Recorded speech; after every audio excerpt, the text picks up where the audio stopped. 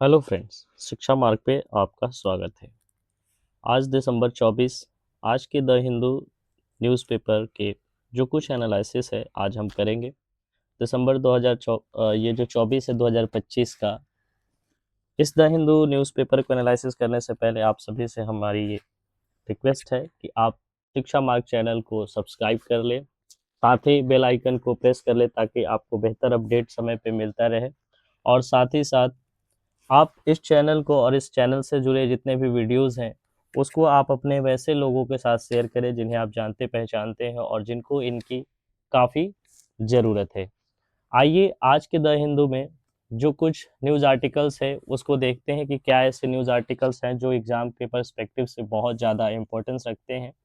सबसे पहला है जो हमारा, वो है एंटी टेरर पॉलिसी। भारत जो है एक एंटी टेरर पॉलिसी लाने जा रही है जो कि कहे तो एक तरह से वो जो किस तरीके से काउंटर टेररिज्म को कंट्रोल करेगा, ये काउंटर टेररिज्म के क्षेत्र में किस तरीके से काम करेगा, ये पॉलिसी है। ठीक है, उसके बाद क्या है, ये श्रीलंका को हमारे भारत सरकार ने लगभग 400 मिलियन डॉलर का जो एक एड दिया है, एक कहें तो हेल्प की है। उसके ऊपर देखेंगे आखिर ये एड क्यों दिया गया। ये इम्पैक्ट ऑफ जो साइक्लोन दितवा था उसके बाद से उनके वहाँ जो भी कुछ स्थितियाँ खराब थी उनको बेहतर करने के लिए ये एड दिया गया है। क्या इसके प्रावधान, ये किस तरीके के एड है, यहाँ पे इसको हम लोग देखेंगे। एक बहुत दुखद खबर है कि विनोद कुमार शुक्ल जो हैं उनका निधन हो गया है। इनकी एक बहुत फेमस किताब रही थी दीवार में एक खिड़की रहती थी, और ये ज्ञानपीठ पुरस्कार से भी सम्मानित किए गए थे 2024 में। उनके निधन होने के खबर आई कल, जो कि काफ़ी दुखद थी, इसको देखेंगे।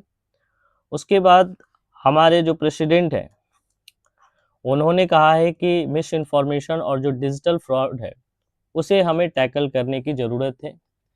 ये क्या उन्होंने कहा, कब कहा, कैसे कहा, ये सब हम इस चौथे नंबर आर्टिकल में डील करेंगे। और साथ ही ये जो राष्ट्रीय विज्ञान पुरस्कार कल राष्ट्रपति ने घोषित किया, ये सेकेंड एडिशन था राष्ट्रीय विज्ञान पुरस्कार को, उसको देखेंगे अदर देन हिंदू। ठीक है, आगे बढ़े इससे पहले कि हम आज के जो कुछ टॉप 10 न्यूज़ आर्टिकल से छाटे गए जो एसएससी रिलेटेड और वनडे एग्जाम से रिलेटेड जो इंग्लिश पेपर के लिए काफ़ी महत्वपूर्ण वर्ड्स होते हैं, एंटोनिम्स और सिनोनिम्स के साथ साथ ही उनके वर्ड्स के जो सेंटेंस फॉर्मेशन है उसके साथ, उसको देखते हैं। आज का सबसे पहला जो वर्ड हमारा है एजम्पशन है। एजम्पशन जिसका मतलब होता है धारणा, मान्यता, किसी तरह का पहले ही जो हम प्रिजम्पशन कर लेते हैं उसको कहते हैं एजम्पशन। किसी के मामले में किसी के विचार से हम लोग जाने बगैर पहले ही सोच लेते हैं कि इस तरीके से हो, या यूँ कहे कि उसका एक तरह से कहें अनुमान लगा लेते हैं, तो उसे हम कहते हैं एजम्पशन। इसका जो सिनोनिम्स है प्रिजम्पशन, बिलीफ, सपोजिशन। उसी तरह से उसका अगर एंटोनिम्स कहें ठीक इसके विरोध, तो फैक्ट। जब फैक्ट जान जाते हैं उसके बाद ये एजम्पशन जो होता है वो खत्म हो जाता है। ठीक है, उसके बाद रियलिटी, सर्टेनिटी, ये सारे एंटोनिम्स हैं एजम्पशन के। प्रिजम्पशन, बिलीफ, सपोजिशन, ये सारे सिनोनिम्स हुए। Policy maker must test every assumption with real data before changing a law. ये सेंटेंस फॉर्मेशन है जिसमें एजम्पशन को इस्तेमाल किया गया है। आइए आगे देखते हैं स्क्रूटनी, जिसका सूक्ष्म जांच या कड़ी पड़ताल। स्क्रूटनी कहने का मतलब है किसी तरीके का जो भी कुछ हो उसमें कड़े तरीके से अगर हम उसकी जांच करते हैं उसको हम कहते हैं स्क्रूटनी करना। एग्जामिनेशन, परीक्षण करना, इंस्पेक्शन, रिव्यू, ये सारे सिनोनिम्स होते हैं। वहीं निग्लेक्ट, ओवरसाइट और इनअटेंशन जो है वो एंटोनिम्स होगा। The revised scheme will come under intense public scrutiny if wages are delayed. ठीक है, ये पूरा का पूरा जो स्कीम है, रिवाइज स्कीम कहा जा रहा है यहाँ पे, वो उसको पब्लिक स्क्रूटनी से गुजरना पड़ेगा अगर किसी तरीके के मजदूर के जो वेतन है उसमें देरी होती है। तो एक्चुअली ये आज फिर से ये जो न्यूज़ आर्टिकल्स जिससे ये आज का जो हमारा ये एसएससी ओरिएंटेड वर्ड छांटा गया है वो है वीबी जी राम जी जो है एक्ट उससे जुड़ा हुआ ही है, ठीक है। ये न्यूज़ आर्टिकल उससे जुड़े हुए आर्टिकल से ये सारे वर्ड्स हैं, तो यहाँ पे हम मान के चलें कि जो रिवाइज स्कीम कह रहा है वो वीबी राम जी के बारे में। हालांकि हमें यहाँ पे वो वीबी राम जी कंसिडर नहीं करना है, हमें सिर्फ ये कंसिडर करना है कि स्क्रूटनी वर्ड है उसका मतलब क्या होता है। सो इसका मतलब है सूक्ष्म जांच, कड़ी पड़ताल, ठीक है। और इसके अगर हम सिनोनिम्स की बात करें तो एग्जम्पशन होंगे, इंस्पेक्शन होंगे, रिव्यू होंगे। आते हैं आगे, अंडरमाइन, किसी भी चीज को कम मानना, कमजोर करना, उसके नींव को, उसके फाउंडेशन को कमजोर करना, इसे हम कहते हैं अंडरमाइन। जैसे वीकेन, इरोड, सबोटाज, ठीक है। ये सारे इसके सिनोनिम्स हो गए। एंटोनिम्स की बात करें तो strengthen, bolster, reinforce. Frequent rule changes can undermine workers faith in government program, यानी बार बार जो किसी तरीके का पॉलिसी नियम में चेंज से लोगों का जो विश्वास है, वर्कर्स का जो विश्वास है वो गवर्नमेंट प्रोग्राम में कम होगा। इस सेंटेंस में हम देखें अंडरमाइन का किस तरीके से इस्तेमाल किया गया है। आइए बात करते हैं कंसेप्चुअल की। कंसेप्चुअल मतलब होता है वैचारिक, सिद्धांत से संबंधित कोई ऐसा फैक्ट जो सिद्धांत से, किसी प्रिंसिपल से जुड़ा हो, तो उसे हम कहते हैं कॉन्सेप्चुअल। जैसे थ्योरेटिकल, एब्स्ट्रैक्ट, इंटेलेक्चुअल, ये सिनोनिम्स हो गए। वहीं अगर हम बात करें यथार्थ की तो ये प्रैक्टिकल, कॉन्क्रीट, अप्लाइड, ये सारे जो हो गए एंटोनिम्स की।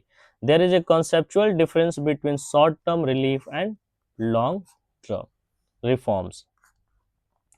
एस्पिरेशनल, आकांक्षी, ऊंचे लक्ष्य वाला। जब कोई पर्सन जो होता है एम्बिशियस होता है, एस्पिरेशनल होता है, यानी कि उसको कहते हैं कि आकांक्षी होता है, वो हमेशा चाहता है कि हम जो हमारा लक्ष्य वो ऊंचा हो। एम्बिशियस, स्ट्राइविंग, फॉरवर्ड लुकिंग, ये हो गए सिनोनिम्स। और अनएम्बिशियस, कंटेन, पैसिव, ये हो गए antonyms. The policy sets an aspirational goal of providing quality jobs in every village. आगे डाइल्यूटेड, यानी किसी भी चीज को कमजोर करना, जो पहले से जिसकी जो फाउंडेशन है, जिसकी जो भी कुछ मौजूद की, उसको कम कर देने को ही हम लोग कहते हैं डाइल्यूट करना, उसे हम कहते हैं डाइल्यूट करना। तो ये डाइल्यूटेड है। वीकेंड, रिड्यूस्ड, वाटर डाउन, ये हो गए synonyms.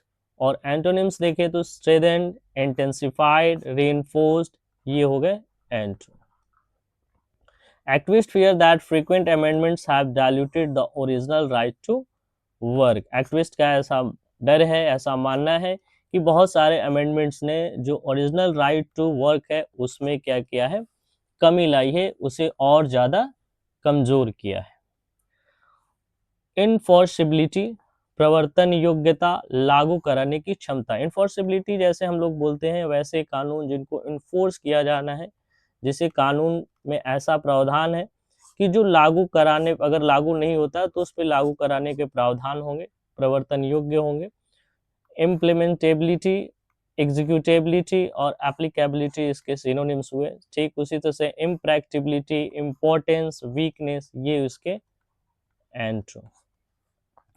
Clear penalty increase the enforceability of labor laws in rural areas.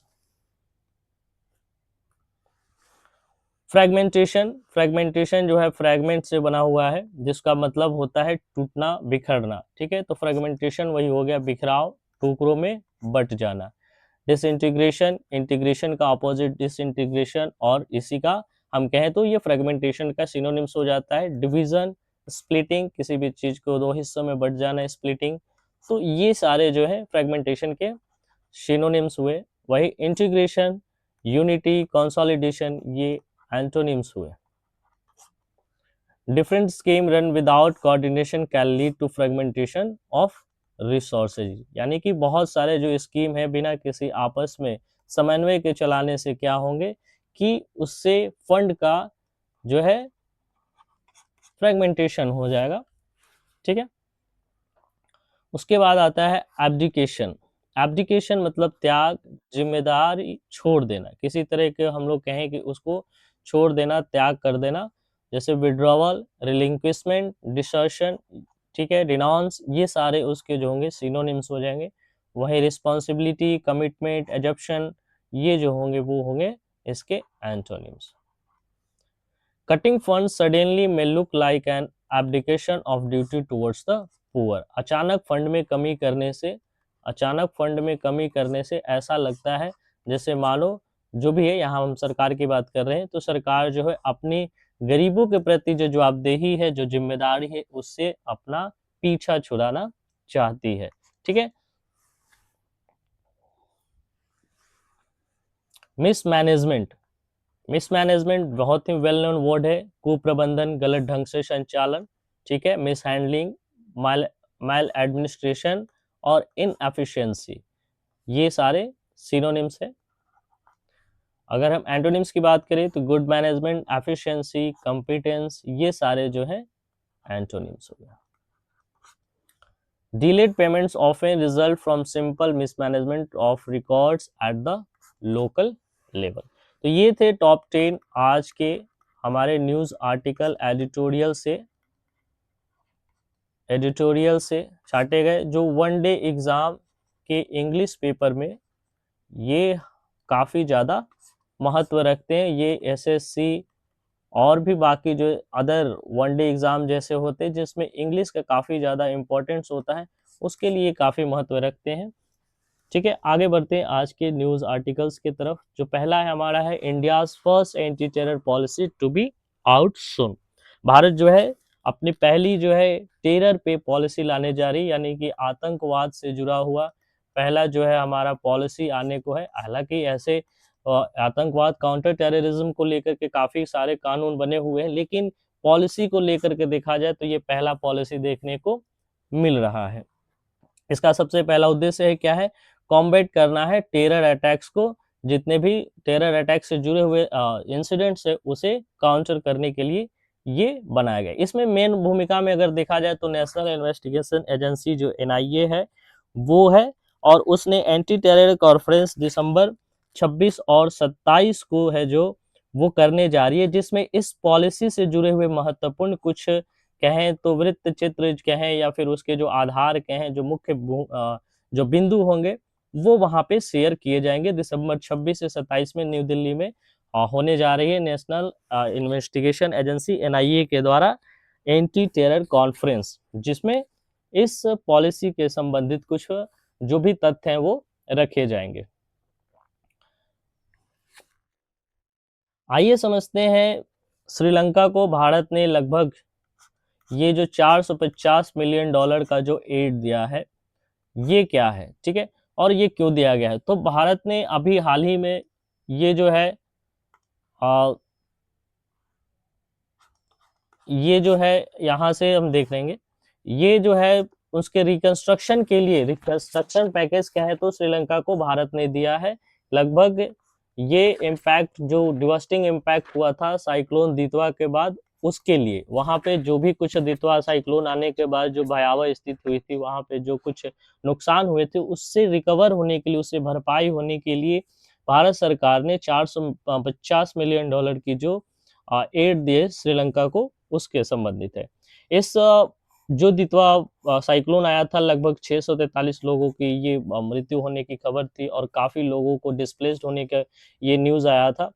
ये जो $450 मिलियन, उसमें $350 जो मिलियन होंगे वो कंसेशनल लाइन ऑफ क्रेडिट के तौर पे, और 100 मिलियन जो होंगे वो ग्रांट के तौर पे दिया जाएगा। अभी हम लोगों ने देखा था कि जब ये दितवा आया था साइक्लोन, तो भारत ने एक ऑपरेशन भी चलाया था, ऑपरेशन सागर बंधु, जिससे भारत ने कोलंबो को बहुत सारे ह्यूमैनिटेरियन एड, रिलीफ सप्लाईज और मेडिकल सपोर्ट्स वगैरह प्रोवाइड किए थे। अगला जो न्यूज है वो बहुत ही दुखद है। विनोद कुमार शुक्ल जो है ये ज्ञानपीठ पुरस्कार से सम्मानित थे, 2024 के ज्ञानपीठ पुरस्कार उनको मिला था, तो उनका निधन हो गया है। ये बहुत कहें तो मशहूर और फेमस ये हिंदी पोएट थे, ऑथर थे। उनकी तबीयत जो थी वो काफ़ी ख़राब थी, उनका ट्रीटमेंट चल रहा था, और ये ट्रीटमेंट जो चल रहा था एम्स के जो रायपुर है उसमें इनका चल रहा था। हालांकि बात करें उनके जन्म की, तो इनका जन्म जो हुआ था वो 1937 में नंदन गांव जो है उसमें हुआ था। और ये एक अपनी राइटर के तौर पे जो जर्नी है वो 1971 में शुरू हुआ था। उनकी जो फर्स्ट पोएट्री कलेक्शन थी लगभग जय हिंद, वो पब्लिश्ड हुआ था 1971 के समय, ठीक है। आगे देखें अगर इनके अन्य कृतियों में, तो कविता से लंबी कविता और उनकी जो नॉवेल है दीवार में एक खिड़की रहती है, बहुत इंपॉर्टेंट हुई थी। और नौकर की कमीज, इस पे बहुत ज्यादा देखा जाए तो फिल्म वगैरह भी बनाए गए हैं। तो ये ज्ञानपीठ पुरस्कार से सम्मानित ये जो विनोद कुमार शुक्ल थे, उनका निधन हो गया है। साथ ही ज्ञानपीठ पुरस्कार के अलावा उनको साहित्य अकादमी अवार्ड से भी सम्मानित किया गया था। और वो पहले छत्तीसगढ़ के ऐसे लेखक थे जिनको ज्ञानपीठ पुरस्कार मिला था। आगे देखते हैं हमारे राष्ट्रपति जो है, कल के एक इंडोमेंट लेक्चर था जो कि आईबी का इंडोमेंट लेक्चर था, इंटेलिजेंस ब्यूरो का। उसमें इन्होंने क्या कुछ कहा, उन्होंने कहा कि miss information and digital fraud must be tackle. अभी हाल ही में हम लोगों ने देखा कि ये कितना ज़्यादा जो है डिजिटल फ्रॉड बढ़ते जा रहा है, लोग जो है काफ़ी इससे परेशान है। यहाँ तक कि आम आदमी तो छोड़ो, बड़े बड़े डिप्लोमेट्स और बड़े बड़े जो हमारे आईपीएस ऑफिसर है, वो भी इसके शिकार से बच नहीं पा रहे अपने आप को। तो इसको रोकने के लिए उन्होंने कहा कि ये बहुत ज़्यादा ज़रूरी है कि मिस इन्फॉर्मेशन और डिजिटल जो फ्रॉड है उसको रोका जाना चाहिए। उन्होंने कुछ समाधान भी बताए। वो ये जो लेक्चर था वो दे रहे थे इंटेलिजेंस ब्यूरो के जो सेनेटरी एंडोमेंट लेक्चर था, उनका जो सब्जेक्ट था people centric national security community participation in building विकसित भारत, ये उनका सब्जेक्ट था। तो इससे समझ में आता है कि उनका मानना है कि जो नेशनल सिक्योरिटी है, हमारे देश का जो नेशनल सिक्योरिटी है, वो पीपल सेंट्रिक होना चाहिए, आम लोगों की सहभागिता से होनी चाहिए। और साथ ही साथ इस नेशनल सिक्योरिटी में कम्युनिटी पार्टिसिपेशन होना चाहिए, ताकि हम इस विकसित भारत का जो लक्ष्य है 2047 उसको अचीव कर सके। यानी कि आम जनता जब तक इसमें सहभागिता नहीं देगी, कम्युनिटी जो पार्टिसिपेशन नहीं होगा, तो हम ये नेशनल सिक्योरिटी को जो है अचीव नहीं कर पाएंगे। और साथ ही साथ हमारा जो गोल है 2047 का विकसित भारत का, उसे हम अचीव नहीं कर पाएंगे। द्रौपदी मुर्मू कहती हैं कि ये जो हमें ये करना पड़ेगा कि कम्युनिटी को एक्टिव सोशल मीडिया जो भी यूजर्स है, उनको एक ऐसा प्लेटफॉर्म बनाना होगा, एक ऐसा कहें कि समूह बनाना होगा जो फैक्ट बेस्ड नैरेटिव्स को नेशनल इंटरेस्ट के लिए चेक करे। कहने का मतलब है कि देखो और फॉरवर्ड करो की नीति से हमें बचना होगा। किसी भी चीज़ों को जो है पहले हमें देखना चाहिए और हमें समझना चाहिए वेदर इट इज़ फैक्ट और नॉट, कि ये फैक्ट है या नहीं। ऐसे नहीं कि जो कुछ मिला और हम जो शेयर करने की जो ये गुण है उसको हमें स्टॉप करके ही इस फ्रॉड को रोकने की बात करी जा सकती है। ये हमारे जो भी मिस इन्फॉर्मेशन है वो बहुत ज़्यादा चैलेंजिंग टास्क है हमारे लिए, और ये ख़त्म होगा कैसे, जब हम कम्युनिटी पार्टिसिपेशंस के ऊपर ध्यान देंगे।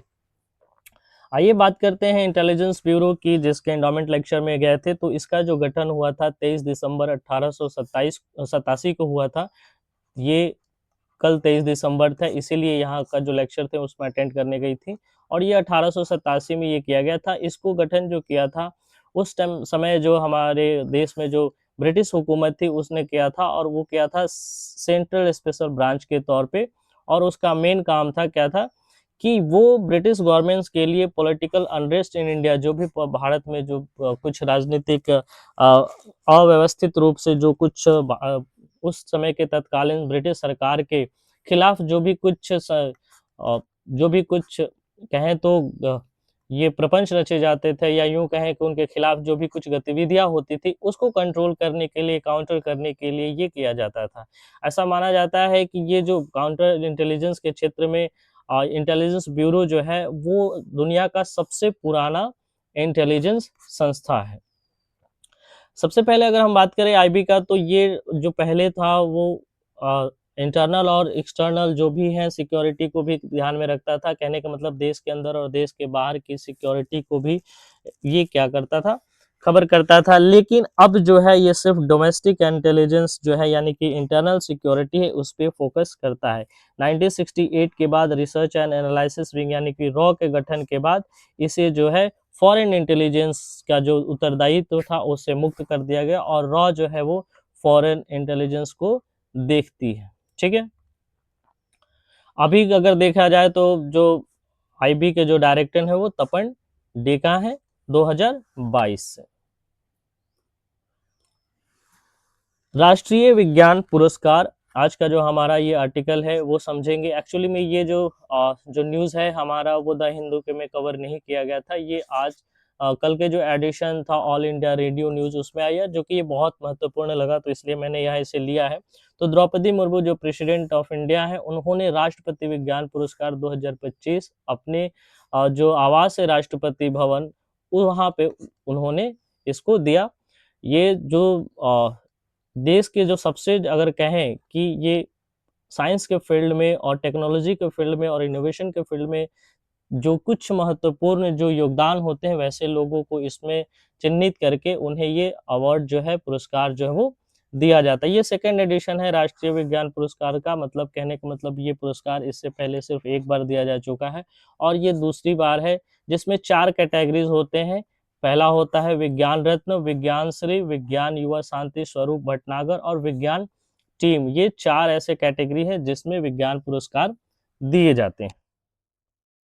विज्ञान रत्न में जहां तक बात करें तो पद्म विभूषण से सम्मानित प्रोफेसर जयंत विष्णु नार्लिकर को उनके मरणोपरांत ये अवार्ड दिया गया है। ये प्रोफेसर नार्लिकर जो थे वो बहुत बड़े इंडियन एस्ट्रोफिस्ट और कॉस्मोलॉजिस्ट थे और साथ ही साथ उन्होंने हॉली नर्लिकर एक थ्योरी है जिसका उन्होंने इजाद किया था, जिसको ग्रेविटेशनल और मैटर क्रिएशन में बहुत ज़्यादा अध्ययन करने में इसकी भूमिका है। उसके बाद अगर देखें विज्ञान श्री अवार्ड तो लगभग 8 ऐसे साइंटिस्ट हुए जिसमें डॉक्टर यूसुफ मोहम्मद शेख, जियान एन और प्रोफेसर महान महराज ये जो शामिल थे। उनको इसमें ये कहें कि 8 लोगों में ये कुछ प्रमुख 3 लोगों के नाम है जिनको ये अवार्ड विज्ञान श्री दिया गया।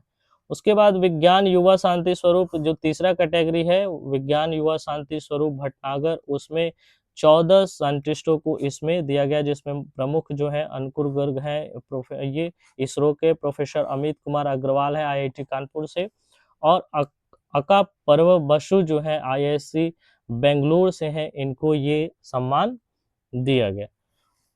विज्ञान टीम जो अवार्ड है जो चौथी कैटेगरी है विज्ञान पुरस्कार की वो विज्ञान टीम अवार्ड है और इसमें जो है टीम एरोमा मिशन के जो CSIR है उसको ये प्रदान किया गया, जिसमें इस टीम के हिस्सा हैं आनंद कुमार, शाकलीन अख्तर फॉर आकाशवाणी न्यूज दिल्ली।